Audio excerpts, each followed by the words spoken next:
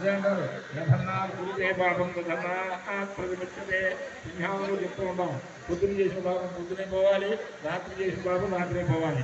అంతేకాని నేను పాపం చేయకుండా ఉంటాను అని మాత్రం చేసిన పాపమే పోవాలని కోరుకుంటాం, కానీ నేను పాపం చేయకుండా ఉండాలి అని మాత్రం ఎవరు కోరుకోరు. అది పరిస్థితి. నరేంద్రపుర అగ్రహారంలో 5వ రోజు పూర్ణాహుతి ఎంబీఎల్ఎన్ మూర్తి నవి జ్యోతిష పరిశోధనా కేంద్రం. కలిపురుషుడి యొక్క ప్రభావం. అందుచేత వచ్చినప్పుడైనా సరే అమ్మవారి దగ్గరికి గుడి దగ్గరికి వచ్చినప్పుడైనా సరే కాస్త ఆమె నామస్మరణ చేసుకుంటే మనం చేసిన పాపాలను కూడా పోతాయని అందరికీ చెప్పావు. వాక్యం చిన్న వాక్యం. అది లేకుండా ఇక్కడికి వచ్చిన తర్వాత మాటలు జరుగుతూనే ఉంటాయి. నువ్వే నాకు పెట్టుకొచ్చావు, నువ్వే చీర కట్టుకొచ్చావు, ఇవే తప్పితే అయ్యో ఒక్క నిమిషం అమ్మవారి యొక్క స్తోత్రాన్ని ఏదైనా పారాయణ చేద్దామే, సహస్రనామాలో 2 శ్లోకాలు అమ్మవారి మీద వినిపిద్దామే, మనసా వాచా కర్మణాన్ని ఎవరు కూడా అనుకోవట్లేదు.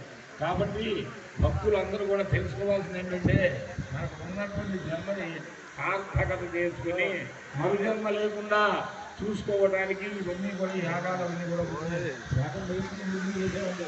మనందరం కూడా తనిఖీ చేయడానికి ఆయన చెప్పారు మహానుభావులు ఆ గోపాలకృష్ణ గారు. ఎంత